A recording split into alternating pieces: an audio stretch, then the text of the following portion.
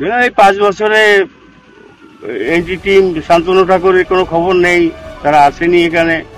হ্যাঁ, যে কারণে আমি কার্যক্রম দেখেছি। আমাদের এলাকায় তৃণমূল সংগঠন ভালো আছে, লক্ষ্মী ভান্ডার বিভিন্ন সহযোগিতা পায়। তৃণমূল আমাদের সব সময় পাশে আছে এবং তিনি আমাদেরকে সর্বসুবিধা দিয়ে এসছেন। যেমন লক্ষ্মী ভান্ডার পায় আমাদের স্ত্রী, ঠিক আছে, আমার মেয়ে লক্ষ্মী ভান্ডার পায়, ঠিক আছে, আমি স্বাস্থ্যসাথী সুবিধা পাই, অন্যান্য কন্যাশ্রী পেয়েছে আমার মেয়ে। এরকম বিভিন্ন সুযোগ সুবিধার জন্য আমি মা মাটি মানুষের পক্ষে বরাবর আছি এবং থাকবো। মমতা ব্যানার্জি ছাড়া আমরা কাউকে ভোট দিই না। আর শান্তনু ঠাকুর 5 বছরে কোনো কাজই করে না, কোনো উন্নয়ন করে না, দেখাই যাচ্ছে না পাড়ায় যে উনি আমাদের কি করবে।